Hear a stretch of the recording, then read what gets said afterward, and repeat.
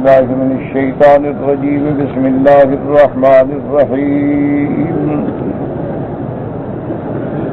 أفلم يدبروا القول أم جاءهم ما لم يأت آباءهم الأولين أم لم يعرفوا رسولهم فهم له منكرون أم يقولون به جنة بل جاءهم بالحق وأكثرهم للحق كارهون ولو اتبع الحق أهواءهم لفسدت السماوات والأرض ومن فيهن بل أتيناهم بذكرهم فهم عن ذكرهم معرضون أم تسألهم خرجا فخراج ربك خير وهو خير الرازقين وإنك لتدعوهم إلى صراط مستقيم وإن الذين لا يؤمنون بالآخرة عن الصراط لناكبون ولو رحمناهم وكشفنا ما بهم من ضر لجوا في طغيانهم يعمهون. قال المؤلف المفسر رحمه الله تعالى أدام النفع بعلومه وعلومكم في الدارين آمين إلى أن قال. وقال الحافظ أبو يعلى الموصلي حدثنا زهير قال حدثنا يونس بن محمد قال حدثنا يعقوب بن عبد الله الأشعري قال حدثنا حفص بن حميد عن إكرمة عن ابن عباس رضي الله تعالى عنهما عن عمر بن الخطاب رضي الله عنه قال قال رسول الله صلى الله عليه وسلم إني ممسك بحجزكم هلم عن النار وتغلبونني تتقاهمون فيها تقاهم الفراش والجنادب فأوشك أن أرسل حجتكم وأنا فرطكم على الحوض فتردون علي معا وأشتاتا أعرفكم بسيماكم وأسمائكم كما يعرف الرجل الغريب من الإبل في إبله فيذهب بكم ذات اليمين وذات الشمال فأناشد فيكم رب العالمين أي رب قومي أي رب أمتي. فقال يا محمد صلى الله عليه وسلم إنك لا تدري ما أحدثوا بعدك إنهم كانوا يمشون بعدك القحقر على أعقابهم فلأعرفن أحدكم يأتي يوم القيامة يحمل شاة لها ثغاء ينادي يا محمد يا محمد صلى الله عليه وسلم فأقول لا أملك لك من الله شيئا قد بلغته. ابو فصل رحمت اللہ علیہ حافظ ابو یعلا موصلی رحمت اللہ علیہ کے حوالے سے یہ سند مبارک کے ساتھ یہ حدیث مبارک ذکر فرماتے ہیں جیسے آپ نے قرآن میں پڑھا ہے وَإِنَّكَ لَتَدْعُوهُمْ إِلَى صِرَاطٍ مُسْتَقِيمٍ کہ میرے محبوب آپ ان کو صراط مستقیم کی طرف بلاتے ہیں لیکن یہ لوگ صراط مستقیم پہ آنا نہیں چاہتے. یعنی اللہ کے پیغمبر تمام اپنے زمانے میں امتوں کو صراط مستقیم کی دعوت دیتے ہیں, ان کو صراط مستقیم کی طرف بلاتے ہیں, لیکن لوگ جو ہے وہ صراط مستقیم کے بجائے کفر, ضلالت, شرک اور گمراہیوں میں پڑ جاتے ہیں. اس کے مطابق اس حدیث مبارک میں حضرت عمر بن الخطاب رضی اللہ تعالی عنہ روایت فرماتے ہیں قال قال رسول اللہ صلی اللہ علیہ وسلم انی ممسک بحجزکم ہلم الی النار ہلم الی النار۔ حضور نے فرمایا میری مثال ایسی ہے، کیونکہ دوسری حدیث آئی ہے جو مسلم شریف کے اندر ہے،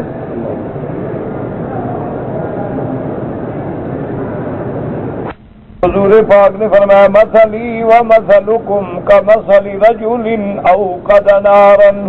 وہاں حضور نے فرمایا کہ تمہاری مثال اور میری مثال اس طرح ہے جیسے کوئی بندہ آگ جلاتا ہے، اور آگ میں آگ کے فراشا، یہ پتنگے، یہ اڑنے والی چیزیں جو ہیں، یہ چھوٹے چھوٹے پرندے پڑتے ہیں آگ میں، وہ ان کو ہٹاتا ہے لیکن وہ نہیں ہٹتے، وہ زبردستی آگ میں جا پڑتے ہیں۔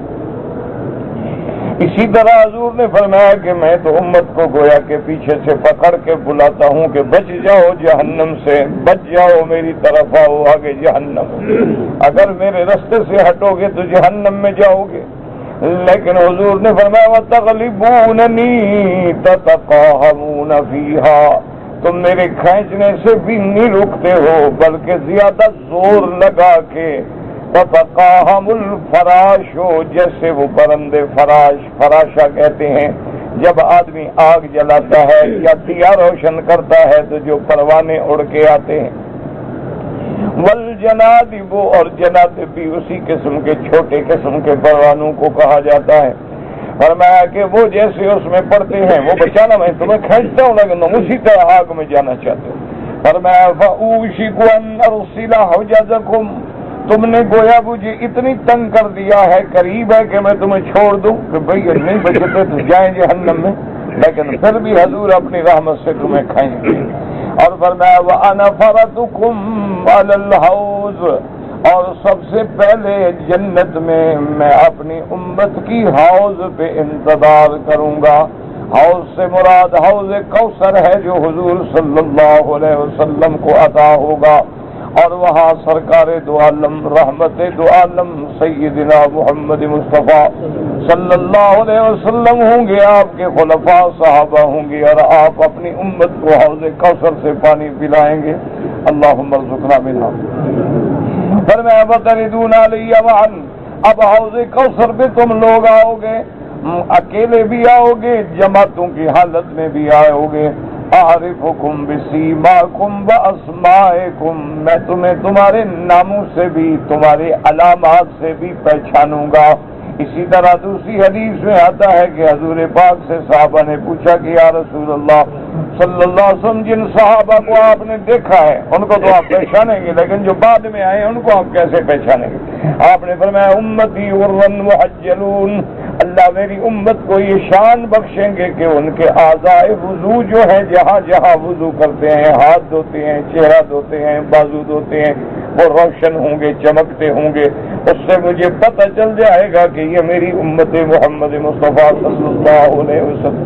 اور اسی طرح حضور نے فرمایا صحابی سے اعرابی سے کہ اگر تمہارے پاس گھوڑے ہیں، مثلا 200 گھوڑا ہے، اس میں لال بھی ہیں، سیاہ بھی ہیں، لیکن ابلق بھی ہیں، تو کیا ابلق گھوڑے کو پہچان لو گے؟ حضور کیسے نہیں پہچانیں گے، وہ تو 1000 میں بھی کھڑا ہو تو نظر آئے گا۔ تو آپ نے فرمایا اسی طرح میرا امتی بھی علامات سے نظر آ جائے۔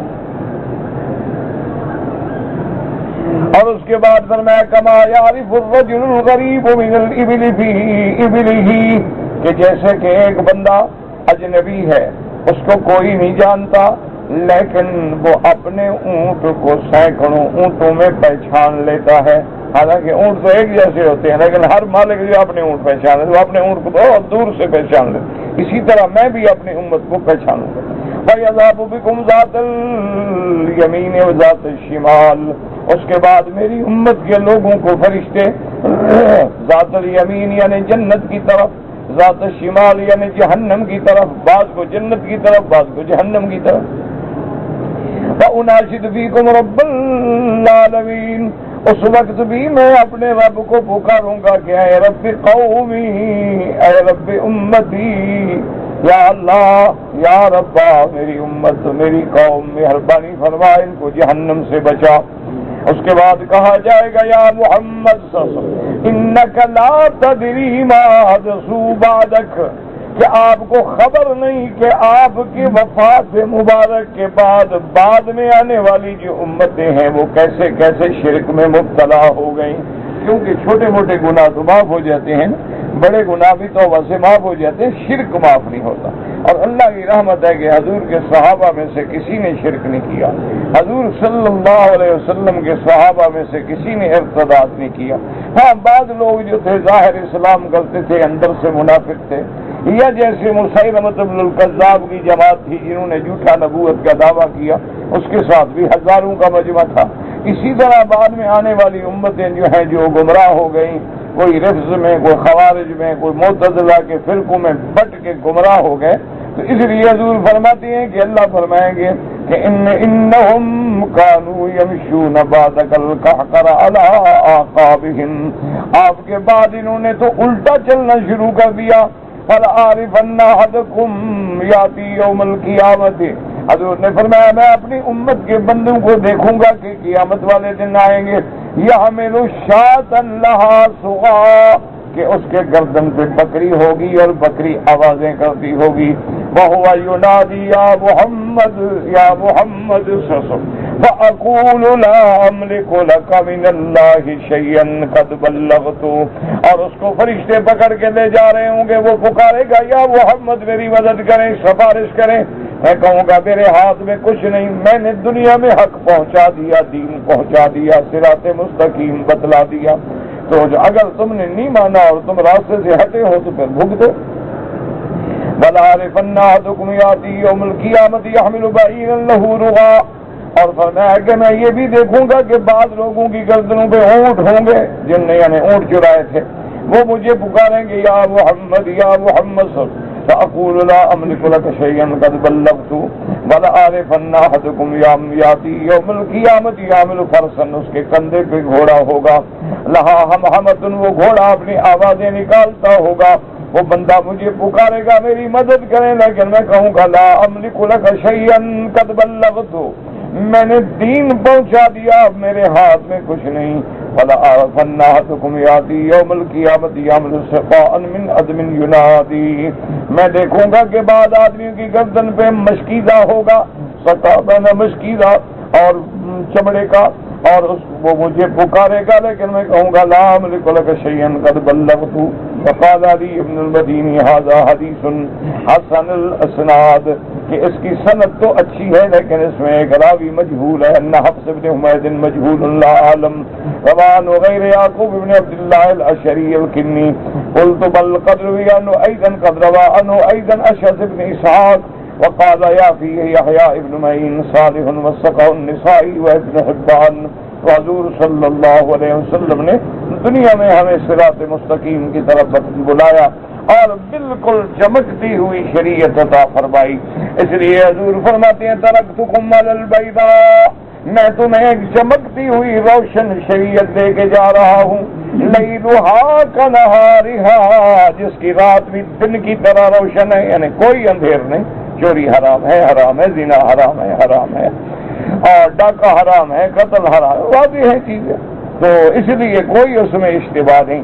لیکن اگر تم پھر بھی باز نہیں آؤ گے تو لازمی بات ہے کہ پھر قیامت میں اپنے گناہوں کی سزا بھگتو گے۔ ہاں یہ الگ بات ہے کہ حضور سفارش بھی فرمائیں گے، حضور شفاعت بھی فرمائیں گے، اور بڑے بڑے امت کے گناہ گاروں کی شفاعت فرمائیں گے، لیکن مشرک اور کافر کے لیے شفاعت نہیں۔ اور اسی طریقے سے بہت سارے احادیث، حتیٰ کہ ایک حدیث مبارک میں آیا حضور پاک نے فرمایا کہ جب حضور کی خدمت میں ایک مقدمہ آیا یہودیہ کا تو حضرت اسامہ نے سفارش کی، حضور غصے میں آ گئے، فرمایا لو ان فاطمہ بنت محمد اعاذها اللہ سرقت لقطعت یدها، آپ نے فرمایا اعاذها اللہ، اگر میری بیٹی سیدہ فاطمہ بھی نعوذ باللہ چوری کرے تو میں اس کا بھی ہاتھ کاٹ دوں گا۔ کیوں؟ اسلام ہے، اللہ کا قانون کسی کی رعایت نہیں کرتا، وہ یہ نہیں دیکھتا ہے کہ بڑا آدمی ہے یا چھوٹا آدمی ہے۔ آج قانون کیوں ناکام ہے کہ بڑے آدمی کے لیے وہ ممکن ناک ہے، جب چاہا اکھاڑ کے پھینک دیا، غریب آدمی کے لیے ایسا جال ہے کہ اس کو جگڑ لیتا ہے، اس لیے نہ انصاف ہے اور نہ اس کے اثرات مرتب ہوتے ہیں۔ اس لیے فرماتے ہیں وَإِنَّ الَّذِينَ لَا يُؤْمِنُونَ بِالْآخِرَةِ عَنِ الصِّرَاطِ لَنَاكِبُونَ۔ حضور پاک صلی اللہ علیہ وسلم کو اللہ نے ارشاد فرمایا ہے کہ میرا مدنی، جو لوگ قیامت پہ یقین نہیں رکھتے دراصل وہ سیدھے راستے سے ہٹنے والے ہیں، کیونکہ جب تک قیامت میں ایمان نہیں ہوگا اس وقت اعمال صالحہ نہیں ہوں گے۔ قیامت کا خوف ہے، قبر کا خوف ہے، عذاب کا خوف ہے کہ بندہ روتا ہے، تہجد پڑھتا ہے، نمازیں پڑھتا ہے۔ اگر خدا نہ خاصا قیامت کا خوف نہ ہو تو پھر وہ کہے گا دنیا ہے کھاؤ پیو۔ ناکبون من العادلون جائرون منحرفون، ظلم کرنے والے، راستے سے ہٹنے والے۔ عادلون کا معنی یا اپنا ہٹنا بھی ہوتا ہے، عدل بھی ہوتا ہے، ہٹنا بھی ہوتا ہے۔ اس لیے فرماتے ہیں جائرون، ظلم کرنے والے، راستے سے ہٹنے والے۔ تقول العرب نقب فلان الطریق اذا ضاق عنہا، محاورات عرب میں کہتی ہیں کہ فلان نقب عن الطریق، جب وہ بہک گیا، گمراہ ہو گیا۔ اب اللہ فرماتے ہیں وَلَوْ رَحِمْنَاهُمْ وَكَشَفْنَا بِهِمْ مِنْ ضُرٍّ لَجُّوا فِي طُغْيَانِهِمْ يَعْمَهُونَ۔ اللہ نے فرمایا اگر ہم رحم کر دیں اور ان کو جو مصیبت پڑی ہے وہ ہٹا دیں، لیکن یہ پھر بھی مجھے نہیں مانیں گے، یہ پھر بھی گمراہی اور شرک میں پڑ جائیں گے۔ یعنی اللہ تعالیٰ جیسے موسیٰ علیہ السلام کی قوم پہ جب عذاب آتا تو حضرت موسیٰ علیہ السلام کی خدمت میں آتے کہ مہربانی کرو، اللہ سے دعا کرو لئن کشفت عنا الرجز لنؤمنن لک وَلَنُرْسِلَنَّ مَعَكَ بَنِي إِسْرَائِيلَ، کہ اگر آپ اللہ سے دعا کریں اللہ یہ عذاب ہٹا دیں، ہم ایمان لائیں گے آپ پر اور بنی اسرائیل کو بھی آزاد کر دیں گے۔ حضرت موسیٰ علیہ السلام دعا فرماتے، اللہ عذاب اٹھا لیتے، جب عذاب اٹھا لیتے پھر وہ اسی طرح بس ہو جائے۔ اس لیے اللہ نے فرمایا یہ ایسی قوم ہے کہ اگر ہم ان پر جو عذاب مسلط کیا ہے وہ اٹھا بھی لیں تب بھی یہ سرکشی سے باز نہیں آئیں۔ یخبر تعالی عن غلظہم فی کفرہم، اللہ فرماتے ہیں یہ کفر میں اتنے پکے ہو چکے ہیں، سخت ہو چکے ہیں، بأنہ لو ازاح عنہم الضر وافہمہم القرآن لما انقادوا لہ ولاستمروا علی کفرہم وعنادہم وطغیانہم، اگر ان سے ان کی تکلیفیں دور کر دی جائیں اور ان کو اللہ کے قرآن سمجھا دیا جائے، اس کے باوجود بھی یہ قرآن کو نہیں مانیں گے بلکہ کفر و سرکشی کو عناد کے اندر پڑے رہیں گے۔ اس لیے اللہ فرماتے ہیں وَلَوْ عَلِمَ فِيهِمْ خَيْرًا لَّأَسْمَعَهُمْ وَلَوْ أَسْمَعَهُمْ لَتَوَلَّوْا وَهُمْ مُعْرِضُونَ، اللہ فرماتے ہیں ہم جانتے ہیں، اگر ہم جانتے کہ یہ خیر کی بات مان لیں گے تو ہم ان کو سمجھا دیتے، لیکن یہ ایسی بدبخت قوم ہے ان کو قرآن سمجھا بھی تو یہ پھر بھی ہٹ جائے۔ اور یہی وجہ ہوتی ہے، یاد رکھو کہ جب گناہ گار بندے کے دل پہ سیاہی کا دھبا لگ جاتا ہے پھر لاکھ اس کو ہدایت کرو مان بھی لے گا کہ یہ گناہ ہے لیکن چھوڑے گا۔ آدمی اللہ معاف کرے جب دل سیاہ ہو جاتے ہیں، شرابی ہے، زانی ہے، قاتل ہے، ڈاکو ہے، چور ہے، جیب کترا ہے، دہشت گرد ہے، اس کو سمجھاؤ بیٹھ کے کہ بیٹا یہ غلط کام ہے، وہ کہے گا ہاں ہے تو غلط کام، مان لے گا لیکن چھوڑے گا۔ اسی طریقے سے جب کافروں کو دلائل دیے جاتے ہیں توحید کے تو مانتے ہیں، جب ان سے پوچھا جاتا ہے کہ بھائی یہ تو بتاؤ کہ تمہیں بچانے والا کون ہے، اس لیے حضرت اکرمہ رضی اللہ تعالیٰ عنہ فرماتے ہیں کہ میں کشتی میں سوار تھا، بڑے بڑے کافر بھی سوار تھے، کشتی طوفان میں پھنس گئی۔ اب جب ان کو یقین ہو گیا کہ ہم ڈوبنے والے ہیں، پہلے تو انہوں نے بڑا پکارا یا لات یا عزا یا بنات، اپنے خداؤں کو بڑا پکارا، لیکن دیکھا کہ بھی خدا تو نہیں پہنچتے، ہم تو گئے۔ تو اب جناب انہوں نے اللہ کو پکارا کہ یا اللہ یا رب محمد، اللہ تبارک و تعالیٰ نے رحمت فرمائی اور ایسی ہوا چلی کہ اس کشتی کو یکدم تھپیٹ لگی اور کنارے کے قریب پہنچ۔ جب کنارے پہ اترے تو پھر وہی شرک شروع ہو گیا۔ اس لیے قرآن نے فرمایا فَإِذَا رَكِبُوا فِي الْفُلْكِ دَعَوُا اللَّهَ مُخْلِصِينَ لَهُ الدِّينَ، فلما نجاهم إلى البر إذا هم بربهم يشركون. اللہ نے فرمایا جب یہ کشتی میں سوار ہوتے ہیں، کشتی ڈوبنے لگتی ہے تو بڑے خالص بڑے مخلص بن کے مجھے پکارتے ہیں، اور جب میں ان کو نجات دیتا ہوں کنارے پہ آتے ہیں تو پھر شرک شروع کر دیتے ہیں. تو یہ قوموں کا حال ہے. آج بھی آپ لوگوں کو سمجھائیں گے بابا یہ بدعت ہے، یہ قرآن میں ثابت نہیں، حدیث میں ثابت نہیں، صحابہ سے ثابت نہیں، تابعین سے ثابت نہیں، ائمہ مجتہدین سے ثابت نہیں. میں کہا ہاں حضرت بات تو ٹھیک ہے، لیکن میرا باپ دادا کرتا تھا جی، اب کیسے چھوڑیں، برادری میں ناک کٹ جائے.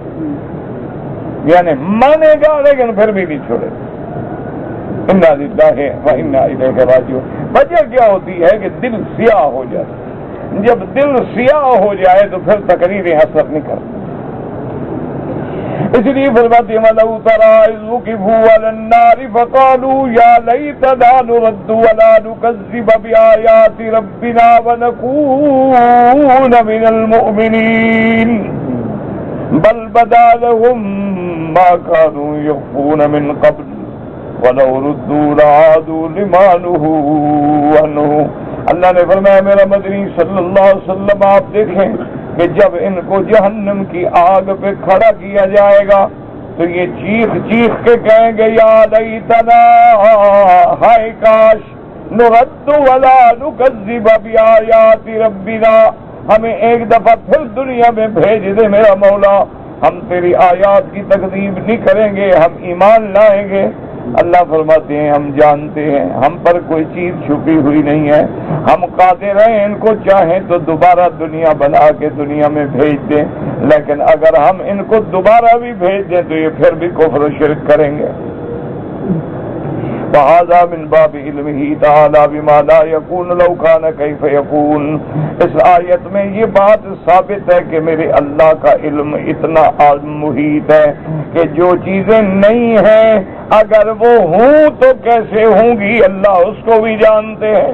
یعنی جو ہو گیا وہ بھی جانتے ہیں، لیکن جو نہیں ہوا وہ بھی جانتے ہیں. اچھا جو نہیں ہوا کیا ہو جائے پھر کیا ہوگا اس کو بھی جانتے ہیں. یعنی انہ عالم بالکلیات والجزئیات، عالم بما کان وما یکون وما هو کائن الى یوم القیامہ. اور اللہ کا علم جو ہے وہ علم محیط ہے جو ہر چیز کو چھایا ہوا ہے. اس لیے فرماتے ہیں ان اللہ قد احاط بكل شيء علما.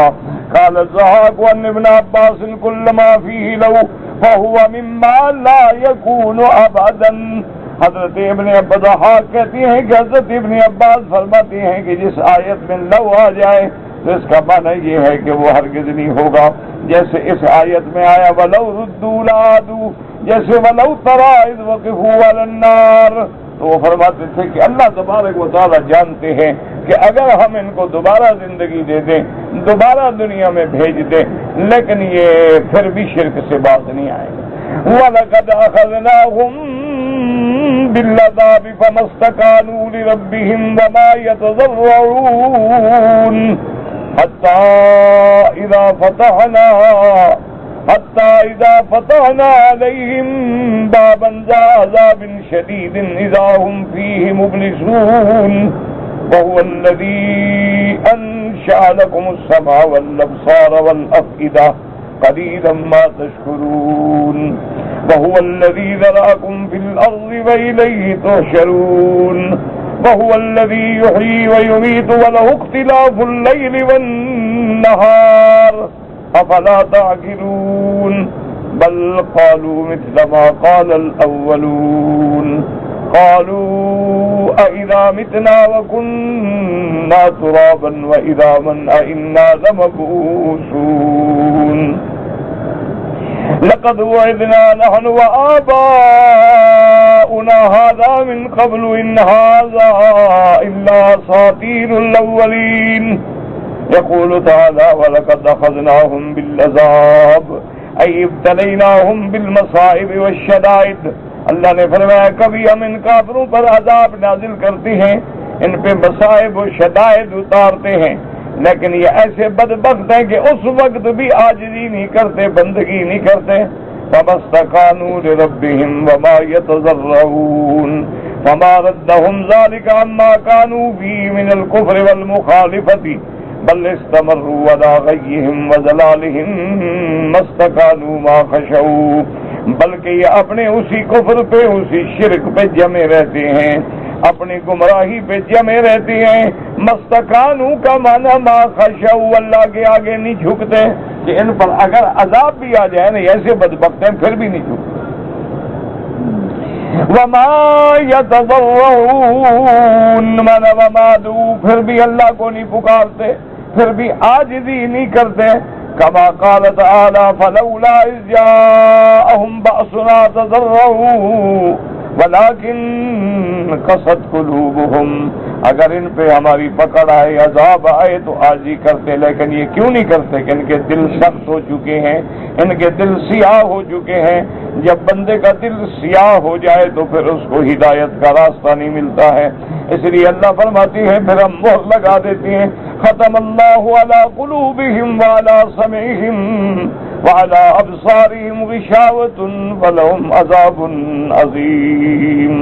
وقال ابن ابی حاتم حدثنا علی بن الحسین قال حدثنا محمد بن حمزة المروزی قال حدثنا علی بن الحسین قال حدثنا ابی عن یزید النحوی عن اکرمۃ عن ابن عباس رضی اللہ تعالی عنہم انہ قال جاء ابو سفیان الى رسول اللہ صلی اللہ علیہ وسلم فقال یا محمد انشدق اللہ والرحم وقد اکلنا الالہز یعنی البقر والدم فانزل اللہ تعالی ولقد اخذناهم بالعذاب وما استكانوا واللایہ۔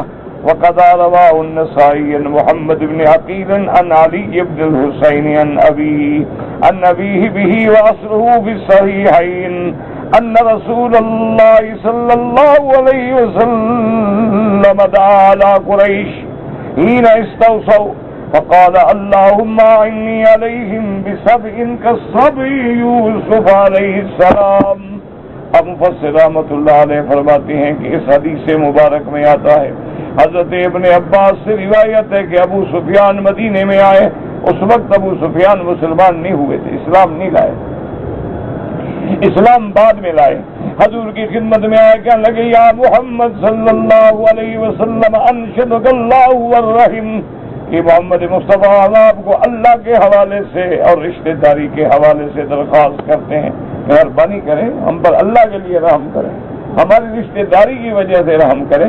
یا رسول اللہ ہم تو اتنے قحط میں پڑ گئے ہیں کہ ہم الہز کہتے ہیں ببر و دم کہ اونٹوں کے گندگی اور خون وہ ہم کھانے پہ مجبور ہو گئے ہیں، یا رسول اللہ آپ دعا کریں ہمیں اللہ عذاب سے بچائے۔ حضور صلی اللہ علیہ وسلم حدیث میں آتا ہے آپ نے دعا کی لیکن پھر بھی کفر پہ جمے رہے، یہ نہیں کہ کفر چھوڑ دیا، کفر تو پھر بھی نہیں چھوڑا۔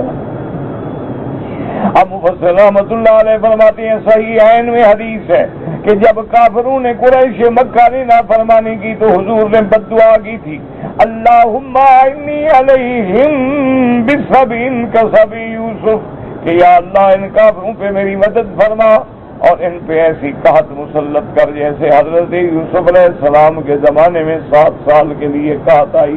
اللہ نے حضور کی دعا منظور کی اور مکے والوں پہ ایسی قحط پڑی، اللہ معاف فرمائے کہ چمڑے کھانے پہ آ گئے، جوتوں کے چمڑے ابال کے پانی پیتے تھے، اتنی قحط پڑ گئی۔ پھر ابو سفیان بھاگے، حضور نے دعا کی تو اللہ نے قحط ہٹا دی۔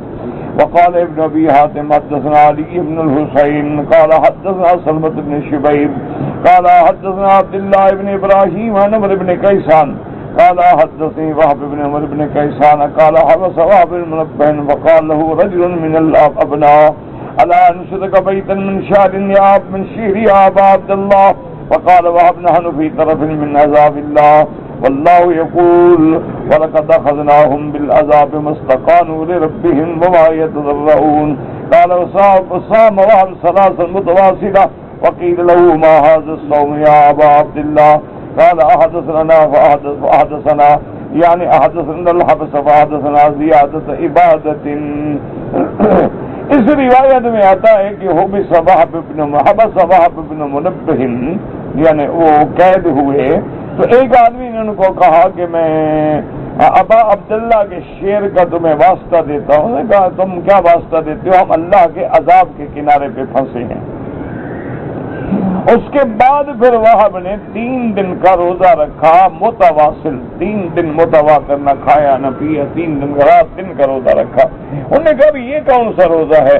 انہوں نے کہا بات یہ ہے کہ ہم پر سختی زیادہ آئی تو ہم نے عبادت زیادہ کر دی. بہرحال یہ روایت بھی ٹھیک نہیں، اور کسی کو حق نہیں ہے کہ روزے کے اندر اپنا حکم جاری کرے. روزے کے اندر وہی حکم ہوگا جو اللہ کا ہے اور رسول اللہ کا ہے صلی اللہ علیہ وسلم. کہ دن میں روزہ ہوگا فجر صبح صادق سے لے کر غروب شمس تک، حتی یتبین لکم الخیط الابیض من الخیط الاسود من الفجر، اور اسی طرح ثم اتموا الصیام الی اللیل. یہ اللہ کا حکم ہے، اس میں کوئی رد و بدل نہیں ہو سکتا. حضور صلی اللہ علیہ وسلم نے جو روزے رکھے تھے تو وہ حضور کی اپنی شان مبارک ہے. آپ نے فرمایا اللہ یطعمنی و یسقینی، میرا اللہ مجھے کھلاتے پلاتے ہیں. ایکم مسلی، تم کون ہو جو میرا مقابلہ کر سکو؟ تم روزے نہ رکھے کرو متواصلہ. بلکہ اگر افضل ترین میں داؤد ہے کہ یصوم یومن و یفطر یومن، ایک دن آپ روزہ رکھتے تھے، ایک دن افطار کر.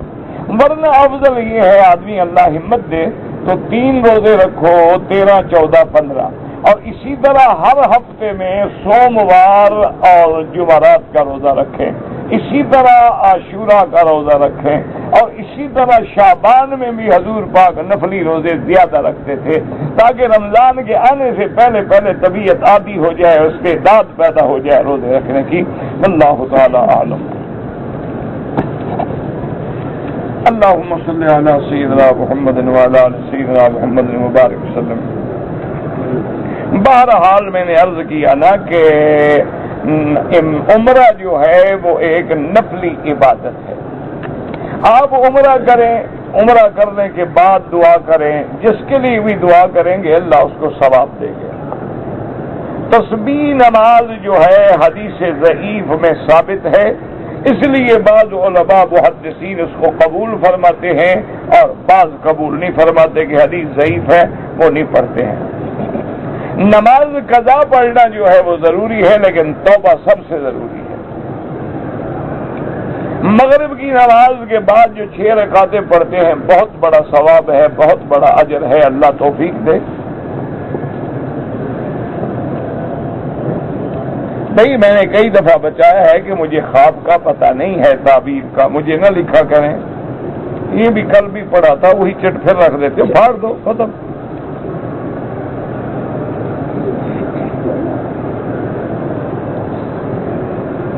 حرمین الشریفین میں جو آنے جانے کے راستے بنے ہوئے ہیں، لوگ نماز پڑھ رہے ہوتے ہیں. نماز جہاں بھی پڑھ رہے ہیں اس کے آگے سے نہ گزریں، لیکن راستے میں نماز پڑھنے والا گناہگار ہوگا کہ اس نے راستہ بند کر دیا ہے، لوگ کہاں جائیں. اسی لیے حکم ہے کہ جب فرض نماز پڑھ لو اس کے بعد تسبیحات پڑھو، سبحان اللہ، الحمدللہ، اللہ اکبر، لا الہ الا اللہ وحدہ لا شریک لہ، اور اس کے بعد اٹھ کے پھر سنتیں جو ہیں وہ دور جا کے پڑھیں تاکہ لوگ بھی پریشان نہ ہوں اور تیری نماز میں بھی خلل نہ ہو. اس لیے صحابہ کہتے ہیں کہ جب ہم فرض نماز پڑھ لیتے تھے تو پھر کسی ستون کی اوٹ میں جا کے ہم کھڑے ہو جاتے تھے، وہی کھڑے ہو کے اپنی سنتیں اور نفلیں اور تہجد اپنا ادا کرتے تھے تاکہ سکون تیرا بھی قائم رہے کہ کوئی آگے نہ گزرے، اور آگے گزرنے والوں کو بھی گناہ نہ ہو کہ تیرے آگے ستون ہے اور تیرے آگے سترا ہے اور تیرے آگے آڑ ہے. تو یہ تو ہم دونوں کے فرائض میں ہے. بہرحال نمازی کے آگے نہ گزریں. ہاں طواف والوں کو اجازت ہے کہ وہ نمازی کے آگے گزریں تو گزرتے رہیں. باقی اگر مجبوراً کبھی گزرنا بھی پڑے تو کوشش یہ کریں کہ اس کے سجدے والی جگہ پہ تمہارا پاؤں نہ آئے، سجدے کی جگہ سے دور ہو کے گزر جائے.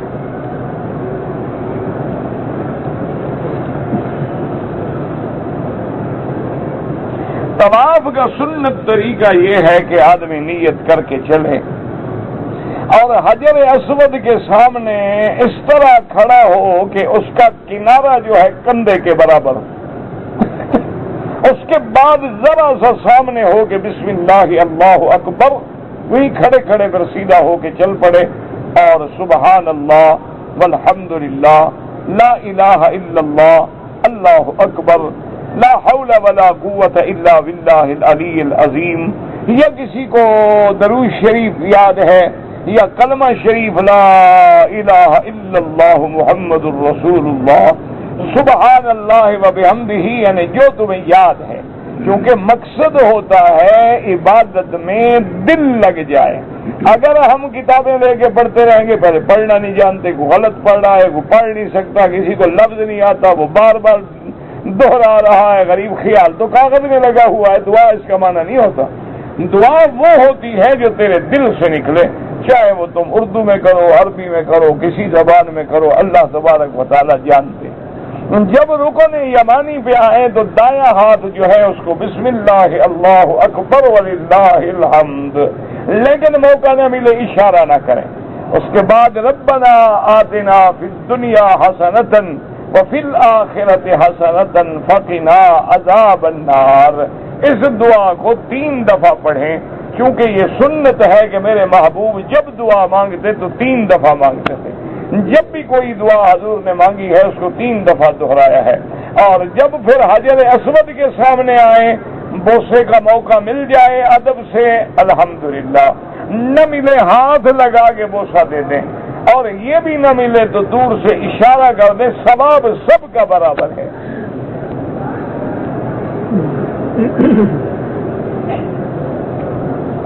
اگر آدمی کے سامنے اخبار پڑا ہے اور وہ نماز پڑھ رہا ہے اور اخبار میں تصویریں ہیں، پہلی بات تو یہ ہے کہ ایسی جگہ نماز نہ پڑھیں، بلکہ ان کو ہٹا دیں اور بند کر دیں تاکہ تیری نماز میں خلل نہ آئے۔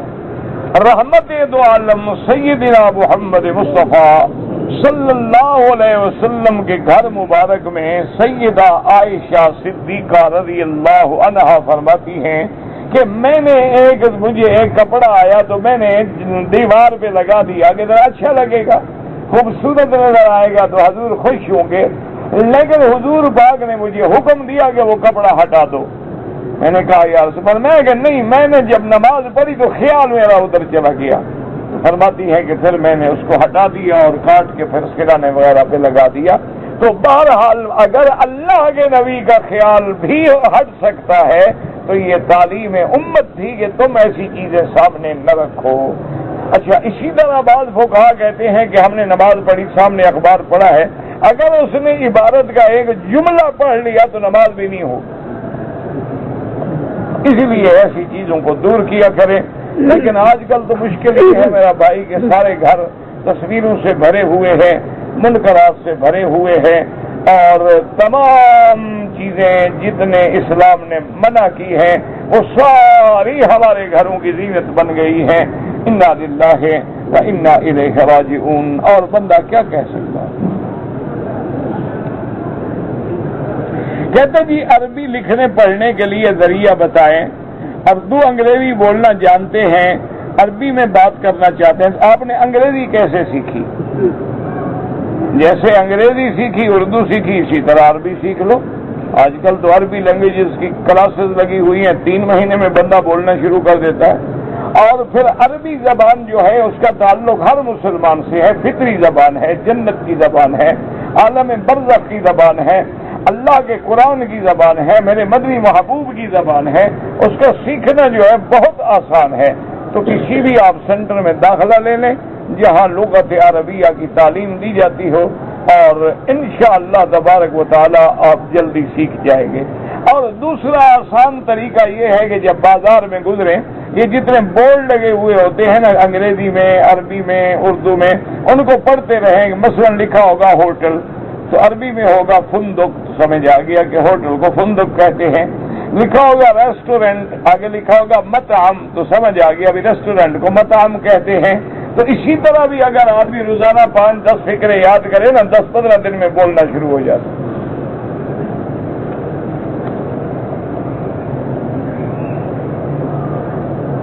ایک آدمی لندن سے عمرہ کرنے کے لیے آیا، اس نے طواف کیا لیکن صفا مروہ کے صرف 2 چکر کیے اور اس کے بعد جا کے بال منڈوا کے احرام کھول دیا، ایک دم پڑ گئی۔ لندن آنے سے چلنے سے پہلے آپ مسئلہ پوچھ لیتے تو اپنا عمرہ کیوں خراب کرتے اور آپ کو کیوں بلا وجہ دم بھرنی پڑتی؟ لیکن مشکل یہ ہوتی ہے کہ دنیا کی بات ہو تو ہم سارے جہان سے کٹلاگ منگواتے ہیں کہ جی میں نے اس ملک میں جانا ہے، مجھے اس کا نقشہ چاہیے، معلومات چاہیے، ہوٹلز کے ریٹ چاہیے، وہاں کی تفریحات کے جو مقام اہم پوائنٹس ہیں وہ چاہیے، لیکن جب دین کے لیے آتے ہیں تو ایک چھوٹی کتاب لے کے عمرے کی نہیں پڑھ سکتے۔ اس کا کیا علاج ہے؟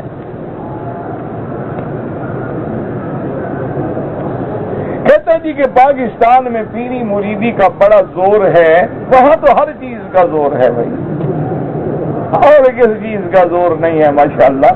بہرحال اگر پیر صحیح ہے، سنت کے مطابق اس کی زندگی ہے، قرآن و سنت پہ چلنے والا ہے، ایسے پیر سے تعلق رکھنا بالکل جائز ہے، کوئی منع نہیں۔ لیکن اگر خود ہی پیر گمراہ ہو تو پھر گمراہ کی بیعت کر کے گمراہ ہوں گے اور کیا ہوگا؟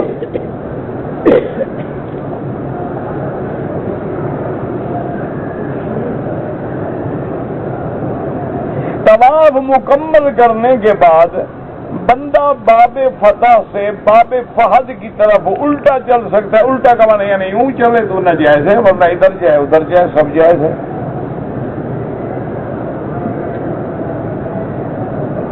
کہتے جی کہ لاہور میں میں کرائے کے مکان میں رہتا ہوں، وہاں جو مکان میں حمام ہے، لیٹرین ہے، جب بیٹھو تو پشت کعبے کی طرف ہوتی ہے، پشت کعبے کی طرف یا رخ کعبے کی طرف، یہ کھلی جگہ پہ منع ہے۔ اگر مکان کے اندر ہے تو کوئی حرج نہیں،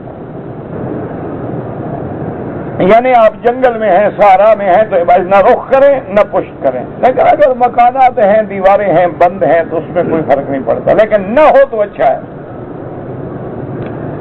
کہتے جی کہ چھوٹے بچوں کو بمپر بندھا ہوا ہوتا ہے، ان کی ہم عمرے کی نیت کر لیتے ہیں، وہ پیشاب بھی کر لیتے ہیں، کوئی بات نہیں، وہ بالغ تھوڑے ہیں، ان پہ کوئی حکم ہی نہیں۔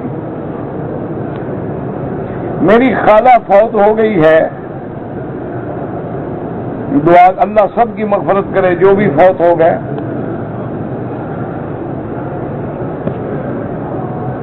اسلام میں اجماعی، اچھا اجمانی پتہ نہیں، اچھا یعنی اکٹھے دعا مانگنا بالکل جائز ہے، کوئی منع نہیں۔ حضور استسقاء میں سب مل کے دعا کرتے تھے، اللہ کا ہاتھ جماعت پہ ہوتا ہے۔ کہتے جی کہ ہمارے بعض چینل پہ یا غوث یا پیر یا یہ سب شرکیہ کلمات ہیں، یا حرف ندا ہے اور ندا کا حقدار صرف اللہ ہے، ایاک نعبد و ایاک نستعین۔ اسی لیے میرے محبوب نے، محبوب دو عالم نے فرمایا اذا سألت فاسأل من اللہ، جب مانگنا ہو تو اللہ سے مانگو، فإذا استعنت فاستعن باللہ، اور جب مدد پکڑی ہو تو اللہ سے مدد پکڑو، فإذا توکلت فتوکل علی اللہ۔ اگر یہ جائز ہوتا تو سب سے پہلے صحابہ میرے مدنی کو ندا کرتے، تو غیر اللہ کو ندا کرنا جو ہے وہ تو شرک اکبر ہے، اللہ بچائے آدمی کو۔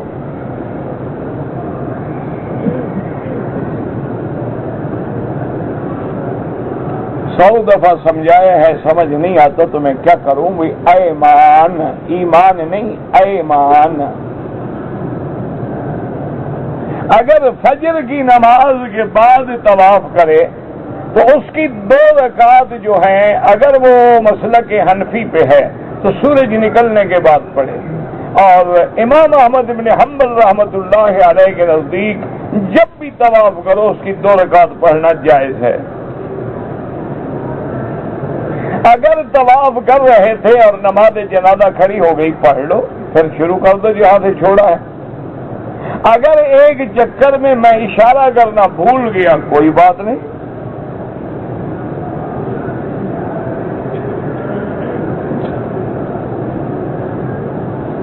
اگر عورت جو ہے طواف کر لیا، صفا مروہ دوڑ رہی تھی کہ حیض آ گیا، صفا پوری کر لے، کوئی بات نہیں، عمرہ ہو جائے گا۔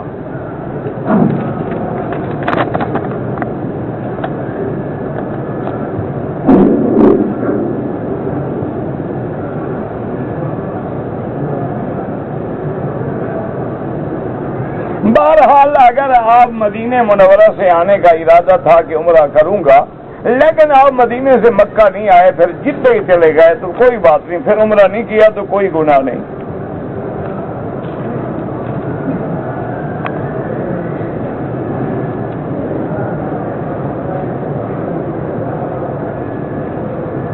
بہرحال یہ ہے کہ اگر ایک عورت نے مدینے سے احرام باندھا، اس نے طواف کر لیا اور صفا مروہ دوڑ رہی تھی کہ اسے معلوم ہوا کہ میرا حیض آ گیا، اس نے پورا کر لیا ہے صفا کو، کوئی آدمی عمرہ ٹھیک ہو گیا۔ اگر کسی آدمی نے عمرہ کرنے میں صفا سے شروع نہیں کیا، مروہ سے صفا شروع کیا تو وہ نہیں ہوگا، دوبارہ دہرائے ورنہ دم دینی پڑے گی۔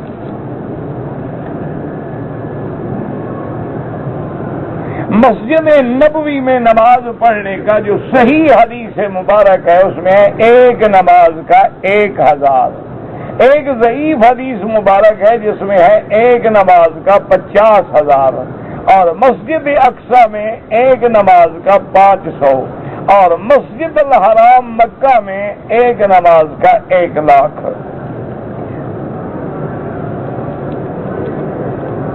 کہتے جی جو عورتیں ہمارے ملک سے آتی ہیں اور یہاں مانگتی ہیں بھیک، ان کو نہیں پکڑتے؟ آپ روزانہ تو اخبار پڑھتے ہیں، سینکڑوں پکڑ رہے ہیں، کیا کریں آخر؟ اخبار نہیں پڑھتے آپ؟ کتنے پکڑتے ہیں روز؟ عورتوں کو قبرستان جانے کی اجازت ہے؟ بالکل اجازت نہیں، حضور پاک نے منع فرمایا۔ آپ نے فرمایا کہ عورت جو ہے چونکہ رقیق القلب ہوتی ہے، وہ قبرستان میں جا کے جزا فضا کرے گی جو شرعاً حرام ہے۔ اسی طرح عصر کے بعد اگر نفلیں ہیں، حنفی حضرات مغرب کے بعد پڑھیں، باقی ائمہ کے نزدیک جائز ہے۔ عورت نماز جنازہ پڑھ سکتی ہے؟ بالکل پڑھ سکتی ہے۔ عورت مر جائے تو مرد پڑھ سکتے ہیں، اگر مرد پڑھ سکتے ہیں تو عورت بھی پڑھ سکتی ہے۔ وہ تو مسئلہ یہ ہے کہ عورت اپنے گھر سے جنازے کے لیے نہیں آئے گی مسجد میں یا جنازہ گاہ میں، اگر موجود ہے اور جنازہ کھڑا ہو گیا تو پڑھے۔ اگر کوئی آدمی دم نہ دے سکے تو کیا کرے؟ جب اللہ پیسے دے دے بغیر نہ 10 روزے رکھ لے۔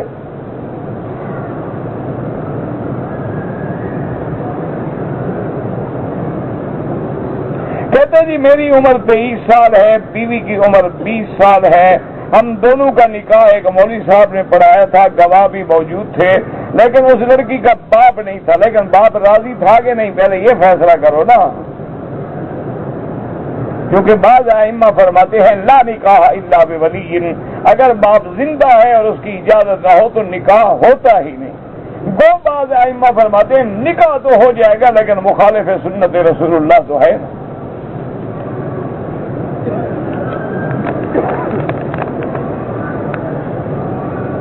میں اپنی والدہ کا حج کرنا چاہتا ہوں، بالکل کریں۔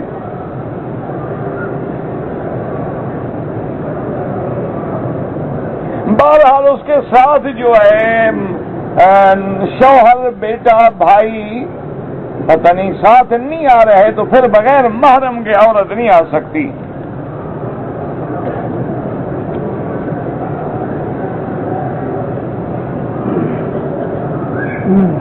کہتے ہیں جی کہ میری بہن کا بچہ ہونے والا ہے، کسی نے کہا ہے کہ ہر ہفتے کو پیر کے دن ایک بکری کا سر صدقہ دیا کرو۔ کسی مولوی نے گوشت کھانا ہوگا اور کیا ہوگا؟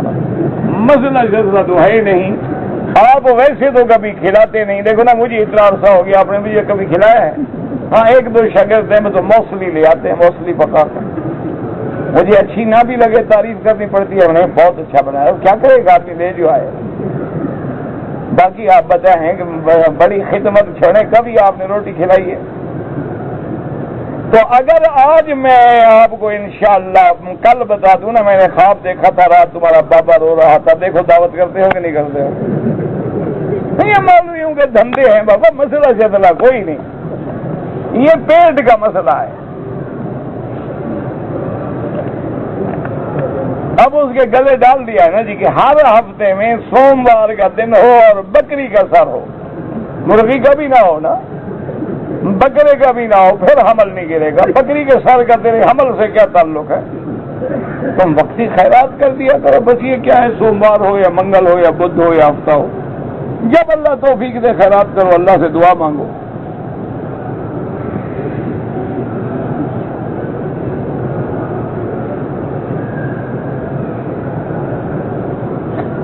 امہ کے حرم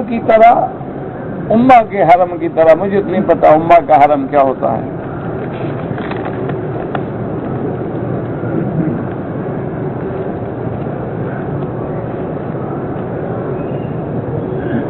کہتے جی کہ ڈش اینٹینا وغیرہ جو لگے ہوئے ہیں، میرا بھائی گزارش یہ ہے کہ یہ دشمن ایک اتنا بڑا دانا ہے کہ وہ ہر چیز کو کہتا نہیں ہے، عام کر دیتا ہے. اور جب بلا عام ہو جائے تو اس سے پھر کوئی نہیں بچ سکتا مگر جس کو اللہ بچائے. ایک بات یاد رکھیں ہمیشہ کہ حرام سستا کر دیا. پہلے دیکھیں نا جی، اب ڈش اینٹینا جب نئے آئے تھے 40,000 روپیہ لگتا، 50,000، 1 لاکھ، 1.5 لاکھ، 2 لاکھ، 3 لاکھ کون لگائے گا؟ اب گھر میں لوہار بیٹھ کے بنا دیتا ہے 200 روپے کا، سب نے لگا دیا، عام ہو گیا. اب دیکھیں یہ موبائل ٹیلی فون ہے، یہ جب نیا شروع ہوا تھا اس کی پتہ ہے کتنا فیس تھی؟ 50,000 ریال. میں نے جب نمبر لیا اس وقت 10,000 ریال جمع کرانا پڑتا تھا اور نمبر 6 مہینے کے بعد ملتا. اب جناب آپ جائیں 1 ریال بھی نہ دیں اور لے آئیں. تو جب اتنا عام ہو گیا ہے، اب آزاد بن گیا ہے، کسی کو نماز نہیں پڑھنے دیتے. ہر بندے کے جیب میں ٹوٹا ہو رہا ہے. انا للہ و انا الیہ. اب دشمن نے کیا ہے؟ اس نے کہا موبائل ہے، ٹیلی فون ہے، میں نے تھوڑا کہا ہے کہ حرم میں لے جاؤ. میں نے تم کو کہا ہے کہ مسجد میں جا کے اس کو کھلا رکھو. یہ تمہاری بے وقوفی ہے. لیکن جب عام ہو گیا بندہ بھول جاتا ہے، کھڑا ہے، گانا بج رہا ہے، وہ نماز بھی پڑھ رہا ہے. ایسی نماز کا کیا فائدہ ہے بھائی؟ اسی طرح یہ ڈش ہے، کہیں کیبل ہے. اب تو حضرت یہ ڈش وش بھی اڑ گئی، اب تو انٹرنیٹ آ گئے، اب وہ بھی اڑ گیا، اب موبائل میں سب کچھ آ گیا. آگے پتہ نہیں کیا ہوگا.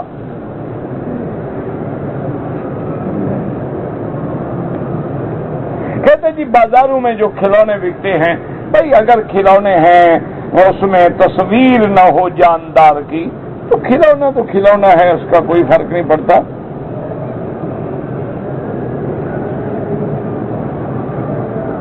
میں سعودی عرب میں کام کرنے کی نیت سے آیا ہوں، قرضہ لے کے ویزا لیا ہے، قرضہ باقی ہے.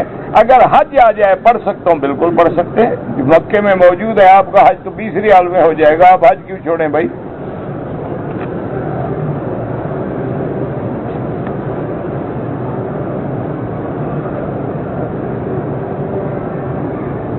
بہرحال اگر گندم ادھار پہ دی جائے، لیکن ایک بات ہے، اگر لوگوں کو گندم کی ضرورت ہے، تم نے لے کے سٹاک کر دی ہے کہ مہنگی بیچوں گا، تو پھر حرام.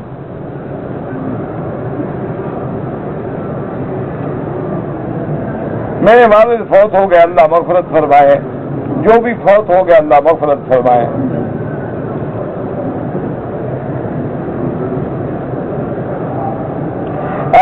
کوئی آدمی اپنی بیوی کو کسی بات کے ماننے پر نہ ماننے پر کہہ دے کہ اپنی بہن کی طرح، یعنی مجھ پہ میری بہن کی طرح ہے یا وہ اپنی بہن کی طرح ہے، فرق کرو نا. ایک آدمی بیوی کو کہتا ہے کہ تم اپنی بہن کی طرح ہو، مانا تیری بہن بھی ضدی تھی، تم بھی اسی طرح ضدی ہو. ایک ہے وہ کہتا ہے تم میرے لیے میری بہن کی طرح ہو، یعنی حرام ہو. تو فرق ہے دونوں کا. اگر ایسا کہے گا پھر اس کو کفارہ زہار ادا کرنا پڑے گا کہ اس 60 مسکینوں کو کھانا کھلائے یا 2 مہینے کے روزے رکھے. کفارہ زہار جو ہے اللہ کے قرآن میں موجود ہے.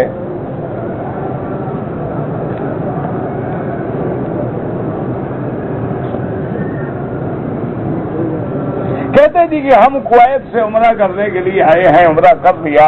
اب اگر ہم مسجد عائشہ سے عمرہ کریں تو امام ابو حنیفہ اور امام شافعی رحمۃ اللہ علیہم کے نزدیک تو جائز ہے، امام احمد بن حنبل منع فرماتے ہیں، لیکن تمام ائمہ کے نزدیک افضل یہ ہے کہ جتنی دیر عمرے میں خرچ کرو طواف کرو۔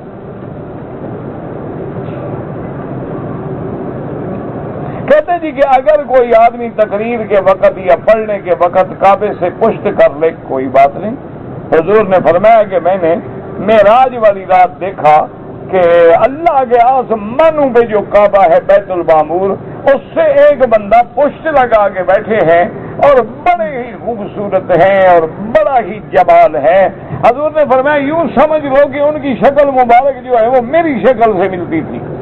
تو میں نے جبریل سے پوچھا کہ من ھذا فقال ابوک ابراہیم، میں نے پوچھا یہ کون ہے؟ انہوں نے کہا آپ کے ابا ابراہیم ہیں۔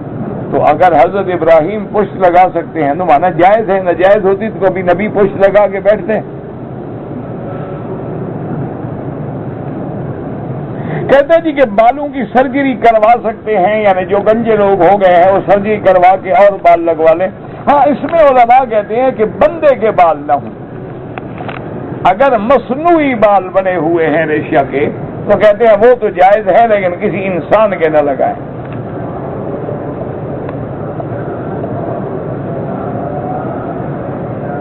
کہتے جی کہ اگر میاں بیوی مثلا ملے ہیں، پسینہ آیا بنیان کو اور کپڑوں کو، پسینہ پلید نہیں ہوتا۔